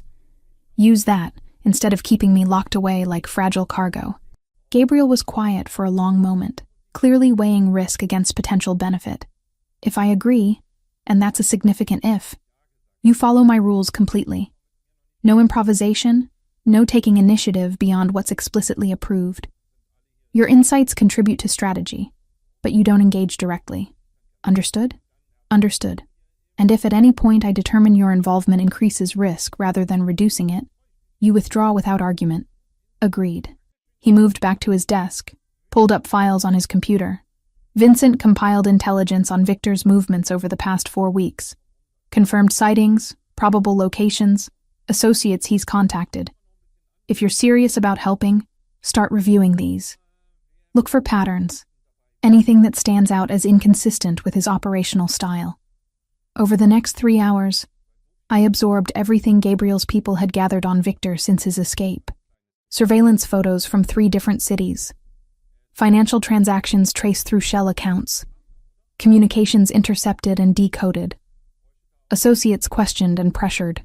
The sheer volume of resources dedicated to hunting one man was staggering, and still Victor had managed to kill 2 witnesses and reach Miami without being caught. But patterns emerged if you knew what to look for. Victor always scouted locations a minimum of 3 days before acting. He preferred working during shift changes when security attention was divided. He used local contractors for equipment and vehicles rather than maintaining his own assets that could be traced. And he had a specific tell, a way he tilted his head slightly to the right when evaluating risk, visible in several of the surveillance photos. He's not working alone, I said, when Gabriel returned with coffee for both of us. Here and here. I pointed to different photos. The positioning is wrong for solo surveillance. These are coordinated efforts, which means he's hired local support. Gabriel leaned over my shoulder, studying the images. Vincent thought the same thing but couldn't identify who. Can you? Not specifically, but I can tell you how he selects people. Victor prefers contractors with technical skills, but no personal connections to his targets. Low-level criminals with specialized knowledge, disposable if operations go wrong. I pulled up another photo. This one, the man in the parking garage. Watch how he's standing, weight on his left foot, right hand near his jacket pocket. That's the posture of someone carrying a weapon they're not completely comfortable with. Professional security wouldn't stand like that. So local hire. Probably someone Victor found through Miami's criminal networks. Gabriel typed notes. That's actionable intelligence. Vincent can pressure our own contacts, identify who's been approached for surveillance work recently. We worked through the evening, Gabriel making calls to people whose names he never mentioned, while I continued analyzing patterns in Victor's methodology. It felt good to be useful, to contribute something beyond passive compliance with security protocols. Felt like reclaiming agency I'd surrendered years ago when I'd entered protection. Around 9, Gabriel ordered dinner from a restaurant whose food arrived in containers too fancy for takeout. We ate at the dining table while continuing to review intelligence, the work creating an ease between us I hadn't felt before. This was partnership, collaboration towards shared goals, and the shift from protective arrangement to actual teamwork changed something fundamental in how I perceived Gabriel. "You're good at this," he observed, gesturing toward my notes. "Analysis, pattern recognition, threat assessment. You should have worked in intelligence instead of hiding behind a bar. Witness protection doesn't facilitate career counseling. They just tell you to stay invisible and hope nobody finds you." Apparently, whoever designed your protection strategy was an incompetent bureaucrat. You have skills that should have been utilized instead of suppressed. Gabriel refilled his wine glass, offered the bottle to me. "If we resolve this situation successfully, if Victor is captured or eliminated, you should consider actually using your capabilities." "Doing what? Consulting for organized crime families about security threats? If that interests you, sure.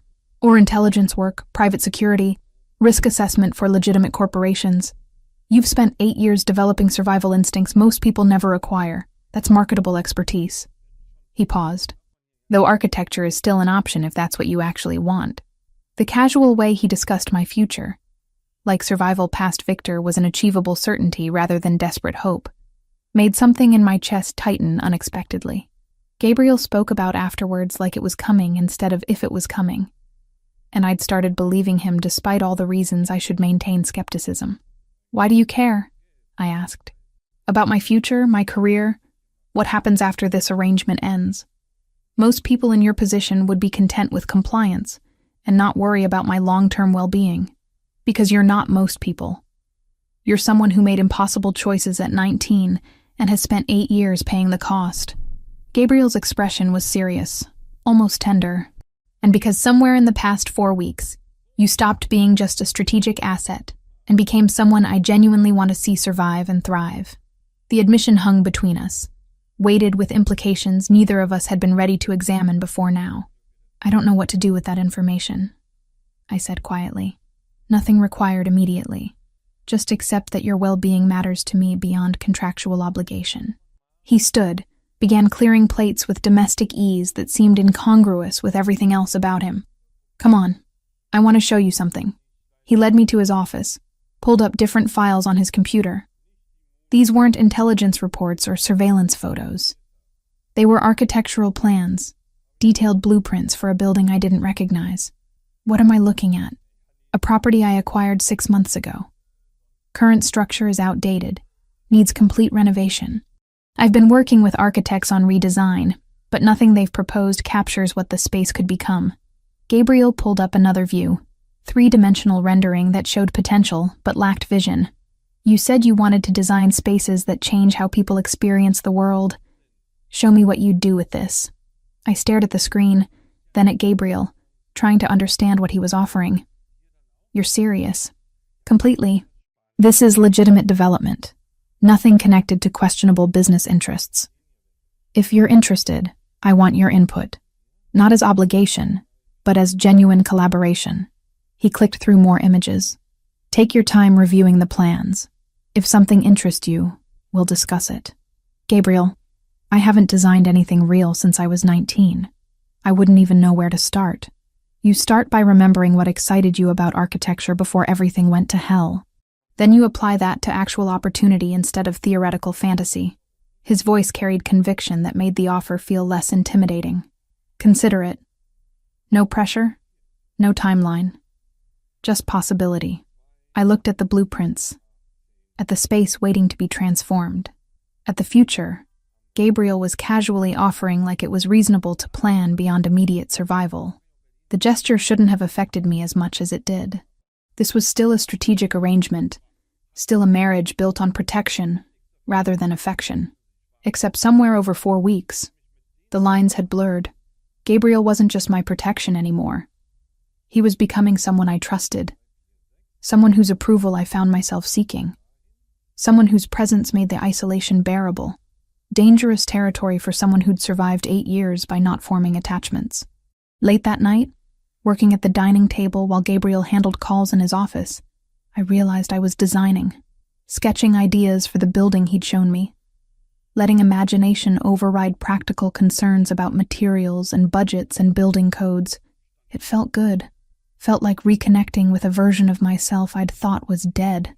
Gabriel emerged around midnight, saw my sketches spread across the table, and studied them with genuine interest. These are remarkable.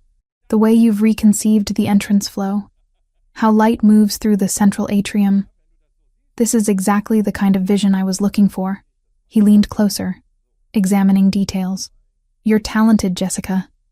Genuinely talented. Not just competent. It's rough work. Probably not even structurally feasible. It's brilliant work that needs refinement, which is what architects do.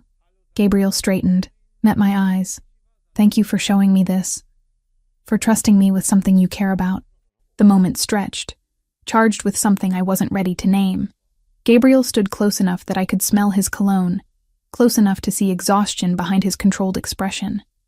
He'd spent 4 weeks protecting me, managing threats, maintaining security that kept Victor at bay. The toll that took was written in subtle lines around his eyes, in the way he held tension in his shoulders. You should sleep, I said. You look exhausted. Probably. But there's always one more call, one more security check, one more potential threat to evaluate. He didn't move away, just remained in that charged space between us. Victor's video today was deliberate escalation. He's preparing for his move, which means we're running out of time to locate him first. Are we going to find him before he finds another opening in your defenses? Yes, because failure isn't acceptable. Gabriel's hand lifted, thumb brushing my cheek so briefly I might have imagined it. I meant what I said earlier. You matter to me, Jessica. Not as obligation or asset, but as person I've come to care about. That's probably inappropriate given our arrangement's origins, but it's true nonetheless. My breath caught. Gabriel, I know. Complicated timing, questionable circumstances, all the reasons this is a terrible idea to acknowledge. His hand dropped away, but I wanted you to know anyway. So when Victor is caught, and we negotiate what comes next, you understand that continuing this arrangement would be my preference. Before I could formulate a response, his phone buzzed. He checked it, expression darkening. Vincent found something. I need to deal with this immediately. He was already moving toward his office. We'll continue this conversation later. Then he was gone, leaving me alone with architectural sketches and the echo of his admission. Gabriel cared about me, wanted to continue our marriage past the point where protection was necessary. Had transformed from stranger to someone whose future I'd started imagining alongside my own. I touched my cheek where his thumb had brushed, wondering when survival had become so thoroughly entangled with emotion I'd spent years suppressing, when safety had started feeling like something more complicated than just protection from external threats. The ring on my finger caught light from the dining room chandelier. 4 weeks married to Gabriel Fioraldi, and I was starting to forget where strategic arrangement ended and actual feelings began. Starting to imagine futures that extended beyond capturing Victor. Starting to want something I'd convinced myself wasn't available to someone who'd been running for 8 years. I gathered my sketches carefully, storing them in the portfolio Gabriel had provided. Tomorrow I'd refine the designs, research structural feasibility, maybe even consult with actual architects about turning concepts into buildable plans. Tomorrow I'd continue helping identify patterns in Victor's behavior that might lead to his capture. But tonight, I let myself acknowledge what I'd been denying for weeks. I was falling for Gabriel Fioraldi, complicated criminal connections and all. Falling for the man who'd married me to keep me alive, who taught me threat assessment at 3 a.m, who offered architectural projects like they were reasonable gifts instead of impossible dreams. And when Victor was finally caught, when the immediate danger passed, I was going to have to decide whether that was something worth pursuing or just trauma bonding disguised as authentic connection. Problem for another day. Tonight, I had designs to refine, and a husband whose admission had changed everything about how I understood our arrangement. The future could wait until survival became guaranteed, instead of provisional. Vincent's intelligence breakthrough came 3 days after the video. Gabriel emerged from his office at 7 a.m. looking like he'd been awake all night, which he probably had. I was making coffee when he appeared, exhaustion written across his features beneath the controlled focus he maintained even when running on fumes. We found him, he said without preamble. Victor. Vincent tracked one of his local contractors to a network of associates, pressured the right people, got confirmation that Victor is operating out of a warehouse in Doral. We have the location, floor plans, surveillance indicating he's still there. I set down the coffee mug before I could drop it. You're sure? As sure as we can be without direct visual confirmation. Vincent is coordinating with people I trust to verify before we move. Gabriel accepted the coffee I'd poured, drank half of it in one swallow. There's a charity event Saturday night at the Fontainebleau. High profile, heavily attended, exactly the kind of public venue where Victor might try to make contact if he thinks there's an opportunity. You want to use me as bait. I want to draw him out in a controlled environment where we have overwhelming tactical advantage. You attend the event with me, visible and seemingly vulnerable, while my entire security apparatus positions to identify and intercept anyone connected to Victor. Gabriel's voice carried the clinical precision of someone who'd planned this scenario extensively. The goal is forcing him to commit resources, to expose his network so we can trace back to his location, and coordinate proper law enforcement response. Proper law enforcement. You mean the FBI contacts you trust not to have leaks? Exactly. Once we confirm Victor's location and have intelligence on his support structure, I hand everything to federal agents who weren't compromised by whoever leaked witness information originally. He set down his empty mug. But the Fontainebleau operation requires your active participation. You'd be visible, serving as catalyst to force Victor's hand. That involves calculated risk. What kind of risk? Minimal if everything proceeds according to plan. Vincent's team will be positioned throughout the venue. I'll be beside you the entire evening, and we'll have secondary layers of security Victor won't be able to identify. But visibility means exposure, even controlled exposure. I need you to understand what I'm asking before agreeing. I thought about 8 years of hiding, of being passive while others determined my safety. Thought about the architectural sketches currently spread across my desk, about Gabriel's admission that I mattered to him beyond strategic necessity. Thought about the alternative, which was remaining locked away while Victor circled closer. I'll do it, but I want full details of the security plan, not just vague reassurances. If I'm the catalyst, I need to understand exactly what that means operationally. Gabriel's expression shifted, something that might have been relief or approval. Fair requirement. This afternoon, Vincent will brief you on complete security protocols. You'll learn communication systems, evacuation routes, threat response procedures. By Saturday, you'll be as prepared as possible for every contingency we've anticipated. Over the next 2 days, my crash course in active security operations consumed every waking hour. Vincent walked me through the Fontainebleau's layout until I could navigate it blindfolded. Floor plans, emergency exits, sightlines, defensive positions. He taught me hand signals for communicating with security without obvious gestures. Showed me how to wear the small earpiece that would keep me connected to the team throughout the evening. Your job is simple, Vincent explained during one session. Be visible, maintain composure, watch for anyone matching Victor's profile or known associates. You identify potential threats, we verify and respond.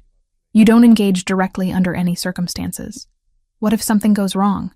If Victor gets past your perimeter? Then you follow the evacuation protocol we're drilling until you can execute it reflexively. Trust the training, trust the team, trust Mr. Fioraldi. Vincent's expression was serious. He's never lost anyone under his protection. Saturday won't be the first time. Gabriel appeared less frequently during those 2 days, coordinating aspects of the operation I wasn't privy to. When we did cross paths, he'd check on my training progress with Vincent, ensure I was handling the pressure, occasionally touch my shoulder or hand with brief reassurance that felt more personal than professional. Late Friday night, he found me reviewing floor plans one more time in the living room. Sat down beside me without asking, close enough that our shoulders touched. You don't have to do this, he said quietly. If the risk feels too substantial, we'll find another approach. Your safety matters more than expedient resolution. I need to do this. Need to stop being passive. Stop letting Victor control the narrative of my life. I set down the floor plans, turned to face him. 8 years I've been running. I'm tired of running, Gabriel. I want to turn around and fight. Fighting and being smart aren't mutually exclusive. You can be brave without being reckless. His hand found mine, fingers lacing together with startling intimacy. I'm asking you to trust me tomorrow night. Trust that I won't let him get to you, that the security we've built is sufficient, that this plan works. I do trust you. That terrifies me almost as much as Victor does. But it's true. I squeezed his hand. When did that happen? When did you stop being the stranger I married out of desperation and become someone I'd trust with my life? Probably around the same time you stopped being an obligation and became someone I can't imagine not protecting. Gabriel's thumb traced patterns on my palm. After Saturday, after Victor is neutralized, we should discuss what this arrangement becomes. Because I don't want to stop being your husband, Jessica. That's not strategic calculation. That's genuine preference. The admission should have felt premature, complicated by circumstance and trauma bonding. Instead, it settled warm and certain in my chest, confirmation of what I'd been feeling, but hadn't articulated. I don't want to stop either, I admitted, which is probably the worst possible timing for this conversation. But there it is. Gabriel leaned closer, his free hand cupping my jaw with careful intent. Terrible timing. Absolutely inadvisable given everything happening tomorrow. But I'm going to kiss you anyway. Because I've wanted to for 3 weeks. And uncertainty about whether we survive Victor's next move makes waiting seem pointless. That's fatalistic reasoning. That's honest reasoning. His mouth hovered inches from mine. Tell me to stop if this isn't what you want. I closed the remaining distance instead of answering with words. The kiss was nothing like the brief, chaste contact at our courthouse wedding. This was hungry and desperate. Weeks of tension and proximity, and carefully maintained distance collapsing into urgent need. Gabriel's hand tightened in my hair, pulling me closer while his other arm wrapped around my waist, like he could physically shield me from everything threatening us. When we finally broke apart, both breathing hard, he pressed his forehead to mine. That complicates things, I managed. That clarifies things. Everything else was complicated. This is the only simple truth in a situation built on strategic necessity. Gabriel pulled back slightly, studying my face with an intensity that made me feel seen in ways I'd avoided for years. Stay with me tonight. Not for strategy or security protocols, just because I don't want to spend what might be our last quiet night apart. That's still fatalistic. That's still honest. He stood, extended his hand. Your choice, Jessica. No pressure, no expectations beyond proximity. I took his hand, let him lead me to his bedroom that I'd never entered before. The space was surprisingly simple, elegant but understated. King-sized bed with navy linens, minimal furniture, floor-to-ceiling windows offering the same bay views as the rest of the apartment. Personal, but not revealing, controlled even in private space. We didn't sleep together in any sense beyond literal proximity. Gabriel simply held me, both of us fully clothed on top of the covers, his arms solid shelter against every fear I'd been carrying. We talked about meaningless things, carefully avoiding discussion of tomorrow's operation or Victor's threat. He told me about his mother in Naples, about the bakery she'd owned before his father swept her to America with promises of better life. I told him about architecture professors I'd loved, about the buildings I'd studied before Chicago shattered everything. Somewhere near dawn, I fell asleep wrapped in his warmth, feeling safer than I had in 8 years. When I woke, he was already dressed in a suit, watching me with an expression I couldn't quite interpret. Time to prepare, he said gently. Vincent will be here in an hour with your dress. Eat something, run through protocols one more time. Then we transform you into someone attending charity events instead of hiding from assassins. The dress Vincent delivered was stunning. Deep red wine color that Gabriel had specifically chosen. Fitted bodice that emphasized what curves I had before flowing into an elegant skirt that moved like water. Nothing overtly sexual, but definitely attention-catching. The kind of dress that announced presence without screaming for notice. Hair and makeup were handled by professionals who arrived at 4, transforming me from bartender hiding behind anonymity into someone who could plausibly attend events where Miami's wealthy congregated. Elegant updo that showed off my neck and the small scar on my eyebrow that no amount of makeup quite concealed. Understated jewelry except for my wedding ring, which caught light with every movement. When I emerged from my bedroom at 7, Gabriel was waiting in the living room. He'd chosen a perfectly tailored black tux that made him look dangerous and sophisticated simultaneously. His expression when he saw me was worth every uncomfortable moment of preparation. "You're beautiful," he said simply. Stunning in a way that's going to make maintaining professional distance extremely difficult. "Then don't maintain distance. We're supposed to look like an actual couple, right? Might as well make it convincing." I crossed to where he stood, straightened his already perfect bow tie just to have an excuse to touch him. "How are you feeling about tonight? Confident in the security? Concerned about variables I can't control? Determined to end this so we can start actually living instead of just surviving?" He caught my hands, held them between us. "Whatever happens tonight, you follow Vincent's instructions exactly. If he says evacuate, you evacuate. If he says hide, you hide. No improvisation, no heroics. Understood? Understood. I trust you, Gabriel. All of you. The security you've built. The plan you've designed. I trust that this works. It will work, because failure means losing you. And that's not acceptable." He pressed a kiss to my forehead, lingering like he was memorizing the moment. "Ready? As ready as I'll ever be for using myself as bait to catch the man who's wanted me dead for 8 years. I managed what I hoped was a confident smile. "Let's go end this." The drive to the Fontainebleau was silent. Gabriel beside me in the back of the SUV, while Vincent drove with focused intensity. I could see the security team in a vehicle ahead of us, another behind, the coordinated movement of professionals executing practiced protocol. The hotel was exactly as impressive as its reputation suggested. Art Deco magnificence, soaring ceilings, the kind of old Miami glamour that attracted celebrities and politicians. We entered through the main ballroom entrance at exactly 8 o'clock, Gabriel's hand at the small of my back, projecting the image of wealthy couple attending charitable obligations. The ballroom was already crowded, several hundred people in evening wear mingling beneath crystal chandeliers. I spotted Vincent at the bar within seconds, then systematically located the other security team members positioned throughout the space, exactly where floor plans had indicated. Everything according to plan, everyone in position. Gabriel guided me to our assigned table near the ballroom's center, optimal sightlines in every direction. We made small talk with the other couples sharing the space, Gabriel introducing me as his wife with possessive warmth that felt increasingly genuine. I smiled, played the role of supportive spouse, and systematically scanned the crowd for any face that matched Victor's profile or known associates. 2 hours into the event during dinner service, I saw him. Not Victor himself, but a man whose positioning was wrong. Mid-40s, nondescript features, standing near the north entrance with sightlines to our table. His stance was too alert, his attention too focused on us rather than the event. And the way he held his head, slight tilt to evaluate risk, matched patterns I'd studied in surveillance photos.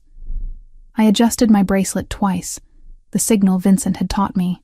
Within 30 seconds, I felt Gabriel's hand tighten on mine under the table. "Confirmed," came Vincent's voice through my nearly invisible earpiece. "North entrance, gray suit. We're tracking him. Stay calm.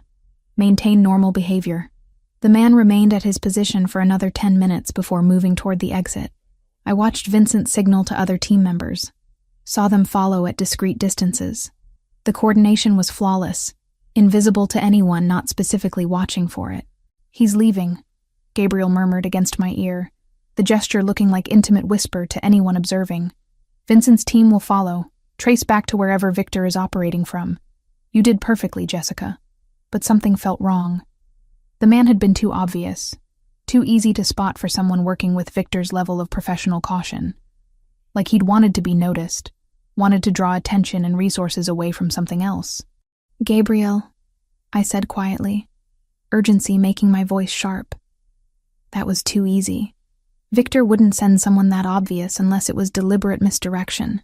His expression shifted immediately, understanding dawning. He touched his earpiece, spoke rapidly in Italian, then stood with smooth urgency that didn't quite hide alarm. "We're leaving. Now." "Vincent thinks you're right. That was a decoy to pull security focus." Gabriel's hand on my elbow was firm, guiding me toward the nearest exit with practiced efficiency. "Stay close. Follow my lead exactly."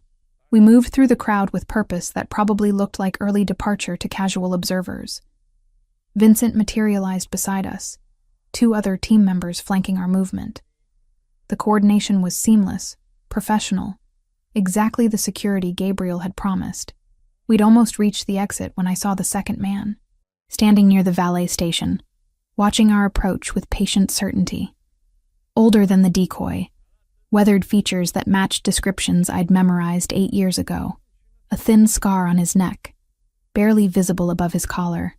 Viktor Volkov in person, 20 feet away and closing distance with the confident stride of someone who'd planned this moment thoroughly. Gabriel, I breathed, terror and strange triumph warring in my chest. That's him. That's Viktor. Everything happened simultaneously in fragmented seconds that felt like hours. Vincent's hand on my arm pulling me back toward the ballroom interior. Gabriel positioning himself between Viktor and me with the instinctive protection that had defined our entire arrangement. Security team members converging from multiple directions. Coordinated movement that was beautiful in its lethal precision. Viktor saw them coming. Of course he did. 8 years planning this moment meant he'd anticipated security response, planned for complications, prepared contingencies for scenarios where direct approach failed. His hand moved toward his jacket, and Vincent shoved me sideways hard enough that I stumbled into a decorative column. But no gunshot came. Because this was the Fontainebleau, crawling with private security and off-duty police working event protection. Viktor shooting me would achieve the goal of my death while guaranteeing his immediate capture or death, not the escape he'd planned. Instead, he smiled. The same smile I remembered from the alley 8 years ago. Recognition and patient certainty that this wasn't over. Then he turned and walked calmly toward the exit, like he'd simply changed his mind about valet service. Don't lose him, Gabriel said into his radio, voice carrying absolute authority. Follow at distance, identify his vehicle and support team, but do not engage publicly. We trace him back to his base of operations and coordinate proper law enforcement response. Vincent signaled to 3 team members who immediately peeled off, following Viktor's retreat with professional discretion. Gabriel turned to me, hands framing my face, checking for injury with urgent intensity. Are you hurt? Did you hit anything when Vincent moved you? I'm fine. Bruised probably, but fine. My heart was racing so fast I felt lightheaded, adrenaline making everything too bright and too sharp. That was him. That was really him, Gabriel. After 8 years, I was 20 feet from Viktor Volkov, and you identified him before he could get close enough to be a genuine threat. Your pattern recognition just saved your life. Gabriel's thumb brushed my cheekbone. We need to leave immediately. Vincent's team will track Viktor, but you need to be somewhere with fortress-level security until we confirm what his next move is. The drive back to the apartment passed in tense silence. Gabriel on the phone speaking rapid Italian to people coordinating Viktor's surveillance. I sat pressed against his side, needing the solid warmth of him to process what had just happened. Viktor had been right there, close enough that I'd seen the scar on his neck, the patient calculation in his eyes. Close enough to kill me if circumstances had been different. But circumstances hadn't been different. Gabriel's security had worked exactly as designed, identifying the threat and responding before Viktor could act. The trap we'd set had partially succeeded, drawing Viktor out and confirming his presence even if we hadn't captured him directly. Back at the apartment, Gabriel's office became command center. Vincent appeared within minutes with laptop and encrypted communications equipment, coordinating with the team following Viktor's movements through Miami's streets. Gabriel paced behind his desk, tie loosened and jacket discarded, looking more dangerous than I'd ever seen him. Talk to me, Vincent. Where is he? Heading north on I-95, 2 vehicles trailing at safe distance. Looks like he's going toward the warehouse location in Doral we identified earlier. Vincent typed rapidly, pulling up maps and real-time tracking data. We've got eyes on his support vehicle, 2 other men besides Viktor. Once he reaches his base, we can coordinate tactical response. FBI or local? FBI. Agent Martinez, the contact you vetted. She's clean? Wasn't part of the original witness protection breach. Vincent glanced at me, then back to Gabriel. She can have a team assembled within the hour, ready to move once we confirm Viktor is stationary. Gabriel was quiet for a long moment, calculating risk and timing. Set it up. Full coordination with Martinez, but our people maintain overwatch until federal agents are on scene. I want confirmation that Victor is contained before standing down security.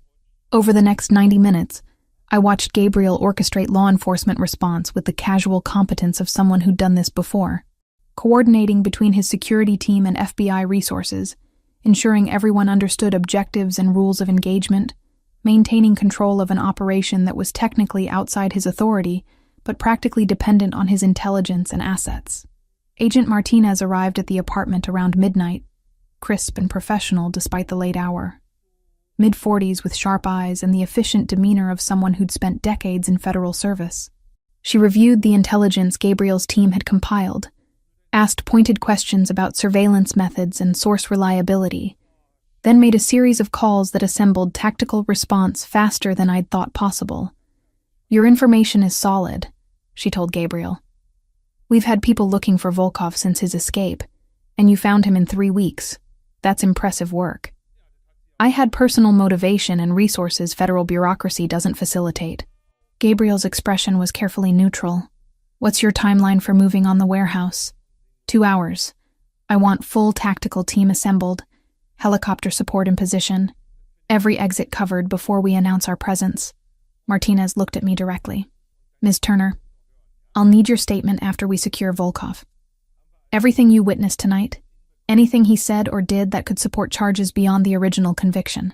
He didn't say anything, just smiled and walked away when he realized security had him surrounded. I pulled my wrap tighter, suddenly cold despite the apartment's comfortable temperature. "But I can provide detailed identification, confirm it was definitely him at the Fontainebleau. That helps. Visual confirmation from the primary witness will strengthen our case." Martinez closed her laptop with decisive finality. "Mr. Fioraldi, your team should stand down once our tactical unit is in position. We appreciate the intelligence, but FBI will handle the actual arrest." "Understood. My people will withdraw to perimeter observation once you signal tactical is ready." Gabriel's tone was professionally cooperative, but I heard the tension underneath. He was surrendering control of an operation that directly affected my safety, trusting federal agents to finish what his resources had started. After Martinez left, Gabriel returned to his office while Vincent coordinated final details with the team maintaining surveillance on Victor's warehouse location. I sat in the living room feeling disconnected from my body, watching Miami's lights through bulletproof windows and processing that this might actually be ending. 8 years of running, 4 weeks of strategic marriage, and tonight might be the night I stopped having to look over my shoulder. Gabriel found me there around 2 a.m, dropping onto the couch beside me with exhaustion written across his features. "Martinez's team is moving into position. Should have confirmation within the hour that Victor is in custody." He reached for my hand, lacing our fingers together. "How are you holding up?" "I don't know. Too much adrenaline still. Too much disbelief that this might actually be over." I leaned against his shoulder. "What happens after? When Victor is captured and the immediate threat ends? We've discussed this. We negotiate what our marriage becomes going forward." Gabriel's arm wrapped around me, pulling me closer. "I meant what I said last night.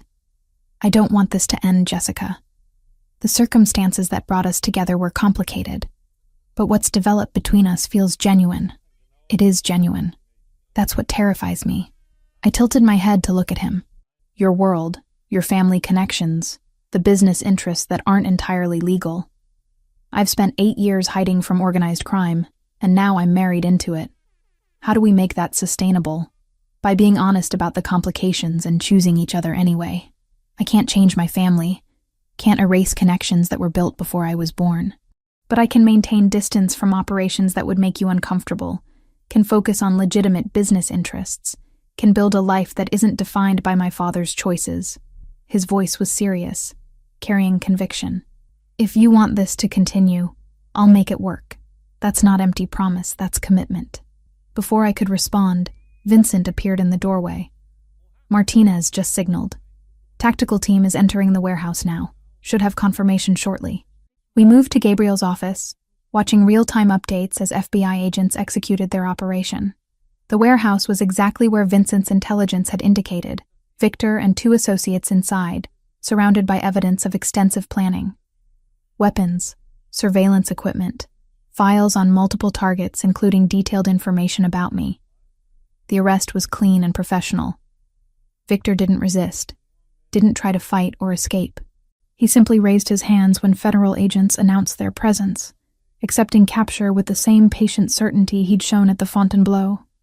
Like this was a setback rather than defeat. Temporary interruption instead of conclusion. Martinez called 15 minutes later. "We have him. Volkov is in custody, being transported to federal holding facility. His associates are cooperating, providing information about his network and support structure. I'll need Ms. Turner's statement tomorrow, but the immediate threat is neutralized." Gabriel thanked her, disconnected, and turned to me with an expression I couldn't quite interpret. Relief, certainly, but also something more complicated. "It's over," he said. "Victor is in federal custody, and this time the people holding him aren't compromised. You're safe, Jessica. Actually safe." The words should have brought overwhelming relief.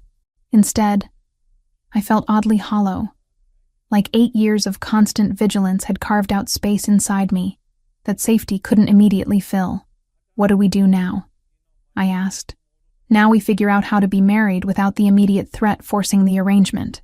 Gabriel pulled me against him, holding tight.